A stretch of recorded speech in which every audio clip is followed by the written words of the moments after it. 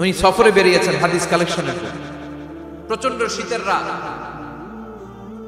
উনি মাগরিবের নামাজ, এশারের নামাজ পড়ে একটা মসজিদে শুয়ে পড়লেন, আর শুয়ে শুয়ে হাদিস পড়তেছেন। কি পড়তেছেন? কথা বলেন। আর মনে মনে ভাবলেন রাতটা মসজিদে কাটায় দেয়, ফজরের নামাজ পড়ে আবার বেরোবো। কিন্তু দারোয়ান এসে বলে মসজিদে থাকতে পারবেন না, ওঠেন। দারোয়ান আছে না, কথা কন। আহমদ ইবনে হাম্বল বললেন আমি শুধু রাতটা থাকতে চাই, আমি তো ফজরেরও মুসল্লি, ফজর নামাজ পড়বো তো এই মসজিদে, আমার থাকতে দাও। দারোয়ান তো দেয় না, কেনা মসজিদে থাকার জায়গা না, যান। উনি যে আহমদ ইবনে হাম্বল এটা চিনে নাই, থাকতে দেয়। কি করবে এখন? উনি কাঁথা গুছিয়ে হাদিসের কিতাব নিয়ে কাঁধের মধ্যে ব্যাগ নিয়ে মসজিদ থেকে বেরোয় গেলেন। কি আর করবেন, প্রচন্ড শীত, আর কাঁপতেছেন বুড়ো মানুষ। পথিমধ্যে দেখলেন বাজার, বাজার একজন খাব্বাস, শাবুন খাব্বাস, যুবক রুটি বিক্রেতা। সে রুটি বিক্রি করে, চুলার মধ্যে রুটি শেখে। সে যে সালাম দিল আসসালামু আলাইকুম, যুবক বলে ওয়ালাইকুম আসসালাম। আহমদ ইবনে হাম্বল বলে যুবক আমার যাওয়ার জায়গা নেই, সফরে বেরিয়েছি, খুব শীতে কষ্ট পাচ্ছি, রাতে যদি তোমার এই চুলা থেকে একটু আগুন পোহাই কোনো সমস্যা? যুবক বলে না না সমস্যা না, হালান হালান, ওর সামনে আসেন, আপনি আগুন পোহাইলে আমার সমস্যা কি? সুবহানাল্লাহ পড়েন।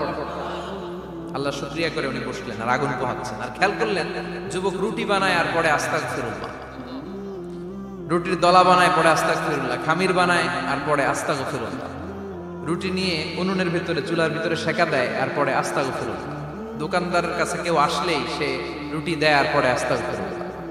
ক্রেতার কাছ থেকে টাকা নিয়ে ক্যাশ বক্সে রাখে আর কি পড়ে, আবার রুটি বানানো শুরু করে আর কি পড়ে, খালি এটাই পড়তেছে। ইমাম আহমদ ইবনে হাম্বল তো অবাক, কিরে এটা আবার কেমন যুবক, খালি আস্তাগফিরুল্লাহ। উনি প্রশ্ন করলেন যুবক ঘটনা কি? আসার পর থেকেই তোমার দেখতেছি তুমি রুটি বানাও, রুটি বিক্রি করো আর পড়ো আস্তাগফিরুল্লাহ, মালাকা ইয়া শাবাব। যুবক বলে আস্তাগফিরুল্লাহ আমার সবচেয়ে বেশি পছন্দের আমল, আমি সব সময় আঠার মতে ইস্তেগফারের সাথে লেগে থাকি আর সব সময় পড়তে থাকি আস্তাগফিরুল্লাহ, আর এর বদৌলতে আল্লাহ আমারে মুস্তাজাবুদ দাওয়া বানিয়ে দিয়েছে। আহমদ ইবনে হাম্বল তো অবাক, আনতা মুস্তাজাবুদ দাওয়া, তুমি মুস্তাজাবুদ দাওয়া রুটিওয়ালা? আমি এত বছর হাদিস পড়াই, আমিও তো মুস্তাজাবুদ দাওয়া না, আর তুমি রুটি বেচো বাজারে, তুমি মুস্তাজাবুদ দাওয়া, তুমি দোয়া করলে সব কবুল হয়ে যায়? যুবক বলে না আনা মুস্তাজাবুদ দাওয়া, আমি আমার জীবনে যত দোয়া করেছি কবুল করে নিয়েছে কে? সব দোয়া কবুল করে নিয়েছে আল্লাহ, একটা দোয়া ছাড়া। কয়টা? আহমদ ইবনে হাম্বল কৌতূহল, কিউরিয়াসিটি আরো বেড়ে গেল, কি সব দোয়া কবুল হয়েছে একটা দোয়া ছাড়া? মাযালিকা দুআ ইয়া শাব, কি সেই দোয়া? যুবক এবার বলতে শুরু করলো আমার জীবনে যে দোয়াটা আল্লাহ কবুল করে নাই সেটা হচ্ছে আমি আল্লাহর কাছে অনেক চেয়েছি, অনেক দোয়া করেছি যে আল্লাহ শুনেছি এই জামানার সবচেয়ে বড় মুহাদ্দিস, তার নাম নাকি ইমাম আহমদ ইবনে হাম্বল। আল্লাহ তোমার কাছে আমার চাওয়া আমি যেন এই ইমাম আহমদ ইবনে হাম্বলরে দেখে মরতে পারি, আমি যেন ইমাম আহমদ ইবনে হাম্বলের হাতে হাত রেখে মুসাফা করতে পারি আর তার কপালে একটা চুমু এঁকে দিতে পারি। আহমদ ইবনে হাম্বল আবেগপ্রবণ হয়ে গেলেন, চোখের পানি ছেড়ে বললেন যুবক তোমার এই দোয়াটাও কবুল হয়ে গিয়েছে। আহমদ ইবনে হাম্বলের দেখা সাক্ষাৎ পাওয়ার জন্য আহমদ ইবনে হাম্বলের বাড়িতে তোমার যাওয়ার দরকার নাই, আহমদ ইবনে হাম্বল তোমার দরবারে ছুটে এসেছে। আনা আহমদ ইবনে হাম্বল মুহাদ্দিসুদ দাহর, আমি নিজেই আহমদ ইবনে হাম্বল। যুবক চোখের পানি ছেড়ে দেয়, আহমদ ইবনে হাম্বল চোখের পানি ছেড়ে দেয়। যুবক চিৎকার মেরে ইমাম আহমদ ইবনে হাম্বলকে জড়িয়ে ধরে, হাতে হাত রেখে মুসাফা করে, কপালের মধ্যে চুমু খায় আর আল্লাহর শুকরিয়া করে বলে ও ইমাম আসলে এই দোয়াটাও আল্লাহ আজকে কবুল করে নিল। বিশ্বাস হয় সবসময় ইস্তেগফার করলে আপনার দোয়াগুলোর এইভাবে কবুল করে নিবে কে? এই পাঁচটা জিনিস পাবেন সবসময় যদি ইস্তেগফারের সাথে লেগে থাকেন। রাজি আছেন তো? এজন্য বিশ্বনবী সব সময় নামাজে সালাম ফিরানোর পরে পড়তেন আস্তাগফিরুল্লাহ। কি পড়তেন? তিনবার পড়তেন আস্তাগফিরুল্লাহ, আস্তাগফিরুল্লাহ, আস্তাগফিরুল্লাহ। পড়তে রাজি আছেন? ইস্তেগফারের অনেকগুলো আলফাজ আছে, সবচেয়ে ছোট ইস্তেগফার হচ্ছে এটা আস্তাগফিরুল্লাহ, আস্তাগফিরুল্লাহ। আরো আছে আস্তাগফিরুল্লাহ আল্লাযী লা ইলাহা ইল্লা হুয়াল হাইয়ুল কাইয়্যুম আতুবু ইলাইহি, বিষ্ণু বলেন এই ইস্তেগফারটা যদি কেউ পড়ে, আত-তাওয়াল্লি মিন ইয়াউমিজ যাহাফ, যুদ্ধের ময়দান থেকে পালিয়ে আসা কবিরা গুনাহ। কি গুনাহ? কাফেরদের সাথে যুদ্ধ, আমি তাগড়া যুবক, তলোয়ার নিয়ে নেমেছি, আমার দেহের এক ফোঁটা রক্ত থাকা পর্যন্ত আমি যুদ্ধ চালিয়ে যাব, আমি ফিরে আসতে পারবো না, আইনটা কা ফিরে আসলে কবিরা গুনাহ।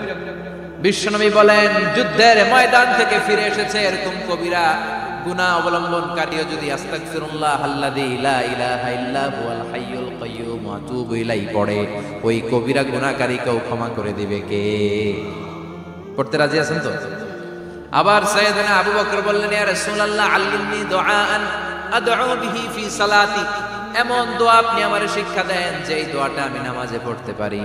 বিশ্বনবী বললেন, পড়ো আল্লাহুম্মা ইন্নী যালামতু নাফসি যুলমান কাসীরান ওয়া লা ইয়াগফিরুয যুনুবা ইল্লা আনতা ফাগফিরলি মাগফিরাতাম মিন ইনদিক ইন্নাকা আনতাল গফুরুর রহিম। সুবহানাল্লাহ পড়ো।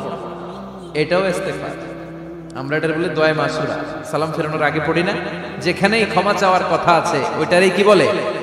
ইস্তেগফার। আল্লাহুম্মা ইন্নী যালামতু নাফসি, আল্লাহ জুলুম করেছি, যুলমান কাসীরা, অনেক জুলুম, ওয়ালা ইয়াগফিরুয যুনুবা ইল্লা আনতা, তুমি ছাড়া এই গুনাহ ক্ষমা করার তো কেউ নাই, ফাগফিরলি মাগফিরাতাম মিন ইনদিক, তোমার দয়ায় আমারে ক্ষমা করে দাও, ইন্নাকা আনতাল গফুরুর রহিম, তুমি হলা ক্ষমাশীল। ঠিক কি না?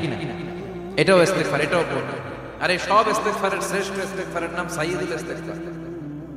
যত ইস্তেগফার হতে পারে এর মধ্যে সবচেয়ে শ্রেষ্ঠতম ইস্তেগফার নাম কি? কথা কয়। বুখারীর বর্ণনা, শাদ্দাদ ইবনে আউস রাদিয়াল্লাহু তাআলা আনহু বর্ণনা করেন, এই সাইয়্যিদুল ইস্তেগফার দিনের বেলা যে পড়বে ওই দিনে মারা গেলে সে জান্নাতি। এই সাইয়্যিদুল ইস্তেগফার রাতের বেলা যে পড়বে ওই রাতে যদি ইন্তেকাল হয় ওই লোকটা জান্নাতি। মুখস্থ আছে না? কার কার মুখস্থ হাত তুলে দেন। মাশাআল্লাহ, তাবারাকাল্লাহ, মাশাআল্লাহ, মাশাআল্লাহ।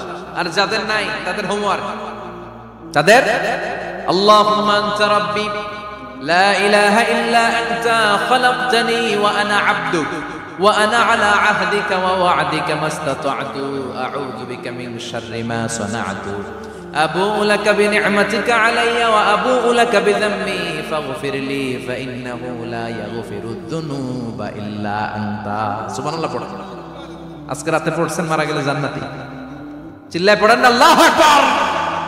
এজন্য বিশ্বনবী বলেন আমার আগের গুনাহ মাফ, পরের গুনাহ মাফ, তারপরেও প্রতিদিন আমি 70 বার তওবা ইস্তেগফার পড়ি। আজকে থেকে পড়তে রাজি আছেন তো?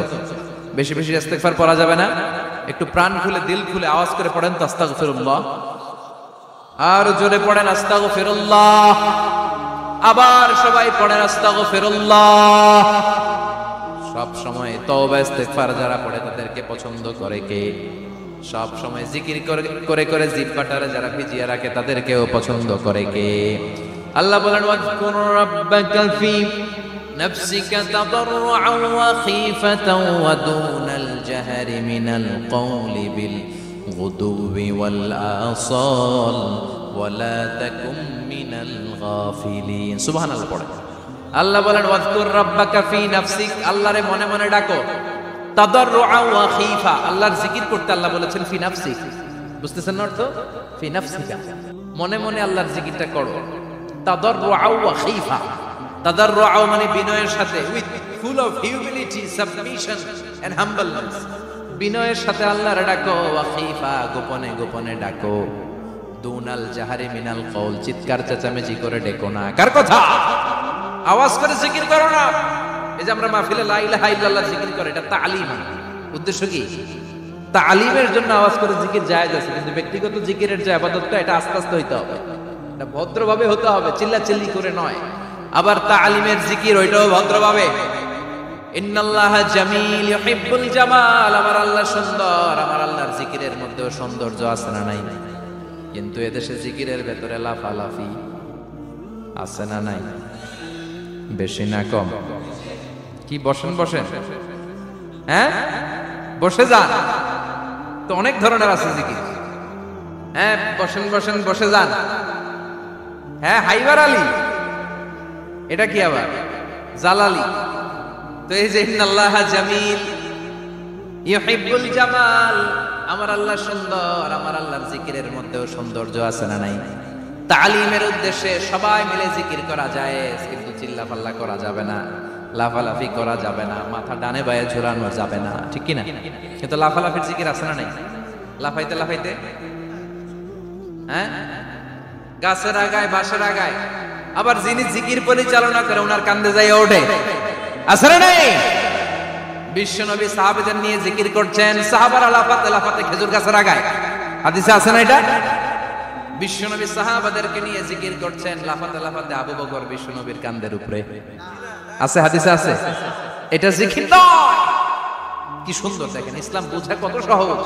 ওয়াযকুর রাব্বাকা ফি নাফসিকা তাদাররুআ ওয়া খাইফা, গোপনে জিকির করো, ভদ্রতার সাথে বিনয়ের সাথে জিকির করো। ওয়ালা তাকুম মিনাল গাফিলিন দুনাল জাহরি মিনাল কওল, চিৎকার চেঁচামেচি করে জিকির করো না। যারা চিৎফাল দিয়ে হই হই হই হই করে, আছে না? হই হই হই হই হই হইয়ের ভিতরে আল্লাহর নাম আছে, হ্যাঁ? এই যে হুই হাই হুই হাই এই স্টাইলের যে জিকির, এটার ভিতরে আমার আল্লাহর নাম আছে? আল্লাহর নাম যদি না থাকে ওইটা জিকির হবে? কথা বলে। বিষ্ণু বললেন খবরদার, চিৎকার চেঁচামেচি করে লাফালাফি করে যারা জিকির করে এরা মনে করে আল্লাহ কানে শোনে না। কথা বলেন। আপনি গোপনেও আল্লাহর ডাকলে আপনার ডাকে সাড়া দিবে কে? এজন্য রাব্বুল আলামিন বলেন ফাযকুরুনি আযকুরুকুম ওয়াশকুরুলি ওয়ালা তাকফুরুন। বান্দা আমার জিকির তোমরা করো, আমিও তোমাদের জিকির করব, ঠিক কি না? আমরা যদি আল্লাহর জিকির করি আমাদের জিকির করে কে? সুবহানাল্লাহ কইবেন না? আমরা আল্লাহর জিকির করে আল্লাহ নাকি আমাদের জিকির করে? জানো তো কথা এটা। আবার হাদিসে কুদসিতে আল্লাহ বলেন ফাইন যাকারানি ফি নাফসি যাকারতুহু ফি নাফসি, আমার বান্দা যদি একা একা আমার জিকির করে আমি আমার বান্দারে একা একা স্মরণ করি। ওয়া ইন যাকারানি ফি মালাইন যাকারতুহু ফি মালাইন খায়রিন মিনহু, এরকম মহা সম্মেলন করে যদি কেউ আমি আল্লাহর জিকির করে আমি এর চেয়েও বড় মহা সম্মেলন ফেরেশতাদেরকে নিয়ে করে আমার বান্দারে স্মরণ করি। ওয়া ইন তাকাররাবা ইলাইয়া শিবরান তাকাররাবতু ইলাইহি যিরাআন, আমার বান্দা যদি আমার দিকে এক বিঘত আসতে চায় আমি আমার বান্দার দিকে এক হাত এগিয়ে যাই। আমার বান্দা যদি আমার দিকে এক হাত আসতে চায় আমি আমার বান্দার দিকে দুই হাত যাই। ওয়া ইন আতানি ইয়ামশি আতাইতুহু হারওয়ালা, আমার বান্দা যদি আমার দিকে হেঁটে হেঁটে আসতে চায় আমি আমার বান্দার দিকে দৌড়ে দৌড়ে যাই। সুবহানাল্লাহ পড়ে। এজন্য বিষ্ণু বলেন লা ইয়াজালু লিসানুকা রাতবাম মিন যিকরিল্লাহ, আল্লাহর জিকির দিয়ে জিহ্বাটারে ভিজিয়ে রাখবা। কার কথা? চিল্লায় বলেন কার কথা? সবসময় আল্লাহর জিকির করতে রাজি আছেন তো? সবচেয়ে শ্রেষ্ঠ জিকির বিষ্ণু বললেন আফদালু যিকরি লা ইলাহা লা ইলাহা লা ইলাহা ইল্লাল্লাহু মুহাম্মাদুর রাসূলুল্লাহ সাল্লাল্লাহু, সবচেয়ে শ্রেষ্ঠ জিকির লা ইলাহা। এর চেয়ে শ্রেষ্ঠ জিকির আছে? কথা বলেন। বিষ্ণু বললেন মান ক্বালা লা ইলাহা ইল্লাল্লাহ সিদকান মিন কলবিহি, একনিষ্ঠতার সাথে অন্তর থেকে কেউ যদি জীবনে একবার বলে লা ইলাহা ইল্লাল্লাহ দাখালাল জান্নাহ, তার যদি পাপ থাকে অন্যায় থাকে ওই পাপ আর অন্যায়ের শাস্তিগুলার পরে কোনো না কোনো দিন আমার ওই বান্দা জান্নাতে ঢুকবে। একবার যদি খালিসান মিন কলবিহি সে পড়ে লা ইলাহা ইল্লাল্লাহ, তার জন্য জান্নাতকে অবধারিত করে দিয়েছে কে? আবার এটার নাম আল্লাহ দিয়েছে কালিমায়ে। কথা বলেন। দারাবাল্লাহু মাসালান কালিমাতান তাইয়িবাতান কাশাজারাতিন তাইয়িবাতিন আসলুহা সাবিতুন ওয়া ফারউহা ফিস সামা। সুবহানাল্লাহ। পবিত্র বাণী এটা কালিমায়ে তাইয়িবা। আবু সাঈদ আল খুদরি থেকে বর্ণিত, মুস্তাদরাকে হাকিম আর সহিহ ইবনে হিব্বানে এসেছে। বিশ্বনবী বলেন মুসা আলাইহিস সালাম আল্লাহর একবার প্রশ্ন করলেন ইয়া রব আল্লিমনি দুআআন আদউ বিহি, আপনি আমারে এমন একটা জিকির শিক্ষা দেন যে জিকির দিয়ে আমি শুধু আপনার জিকির করব, কেউ এই জিকির করতে পারবে না। এই জিকির জানবো শুধু আমি আর জানবেন। কথা কন। প্রশ্ন করছে কে? হ্যাঁ, কাকে করেছে? আল্লাহ এমন একটা জিকির শিখান যেই জিকির কেউ জানে না, আমি জানবো, আর ওই জিকির দিয়ে প্রাণ ভরে আপনারে ডাকবো। আল্লাহ বললেন মুসা পড়ো লা ইলাহা লা ইলাহা ইল্লাল্লাহ মুহাম্মাদুর রাসূলুল্লাহ। মুসা আলাইহিস সালাম বললেন, আল্লাহ চাইলাম কি, কইলেন কি? লা ইলাহা তো জাতীয় জিকির, এটা তো আন্তর্জাতিক জিকির, এটা জানে না এমন কেউ নাই। এমনকি হিন্দু ভাইরাও জানে, কথা কয়। আল্লাহ আমি তো চাইছিলাম এক্সক্লুসিভ, আমার জন্য স্পেশাল, এর চেয়ে সুন্দর আর কেউ জানবে না, এত সুন্দর একটা জিকির আপনি দিবেন, এটা আমি ডাকবো আপনার আর আপনি শুনবেন। আল্লাহ বললেন, মুসা এর চেয়ে দামি আমার কাছে লাউ তাদউ লা ইলাহা ইল্লাল্লাহ ফি কাফা, লা ইলাহা রে যদি মুসা এক পাল্লায় রেখে দাও, ওয়াস সামাওয়াতু সাবউ ওয়াল আরদিন, সাত আকাশ সাত জমিন যদি আরেক পাল্লায় রেখে দাও, লা ইলাহা এক পাল্লায়, সাত আকাশ সাত জমিন আরেক পাল্লায় ওজন যদি দাও, লা রাজাহাত কাফাতু লা ইলাহা ইল্লাল্লাহ, মুসা দেখবা মুহূর্তের মধ্যে লা ইলাহা ইল্লাল্লাহর পাল্লা ভারী হয়ে গেছে। সাত আকাশ সাত জমিন এক পাল্লায়, শুধু লা ইলাহা ইল্লাল্লাহ আরেক পাল্লায়, মুহূর্তে লা ইলাহার পাল্লাটারে ভারী করে দিবে কে? এটা বিপ্লবী বাণী। আমরা এটার ভিক্ষার মধ্যে লাগাইছি। এখন ভিক্ষা করার সময় লা ইলাহা আছে না নাই? একটা টাকা দিয়া যান আমি গরিব ইনসান, আর সমান একটা টাকা দিয়া যান আমি গরিব ইনসান, আছে না নাই? জুমার নামাজের সময় ভিক্ষা করে একটা টাকা দিয়া যান, আর লা ইলাহার জিকির লগে আছে না নাই? এটা আমরা ভিক্ষার জিকির বানাইছি, এটা তো বিপ্লবী বাণী। এই বাণীর পক্ষে যারা, তারা ন্যায় আর সত্যের পক্ষে চিল্লায় বলেন ঠিক কিনা? এই বাণীতে যারা বিশ্বাস করে তারা এক আল্লাহর সামনে মাথা নত করে দেয়। গোটা পৃথিবীর কোন শক্তির সামনে ওই মাথা নত হয় না, ঠিক কিনা? এই লা ইলাহা যারা আমরা মানি, আল্লাহ ছাড়া কারোর সামনে মাথা নত করব? কোন শক্তি আমাদের মাথা নত করাতে পারে? এই কালেমার আন্দোলন যারা করে তারা আল্লাহ ছাড়া পৃথিবীর কাউরে ভয় পায় না।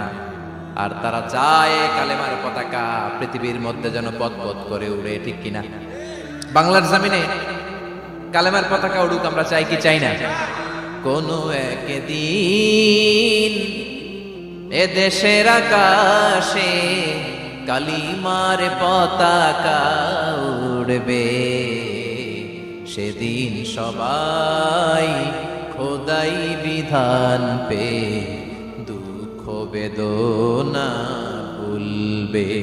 কোন একদিন এ দেশের আকাশে কালিমার পতাকা উড়বে, সেদিন সবাই খোদাই বিধান পে দুঃখ বেদনা ভুলবে। চিৎকার করে বলেন ঠিক কিনা? এই কালেমার সমাজ যদি হয়, ওই সমাজে কেউ লাঞ্ছিত হবে না, ওই সমাজে কোন নারী নিগৃহীতা হবে না, ওই সমাজের কোন কাজের মেয়েরা ধর্ষিত হবে না, ওই সমাজে দুর্নীতি থাকবে না, ঘুষ থাকবে না, চাঁদাবাজি থাকবে না, টেন্ডারবাজি থাকবে না।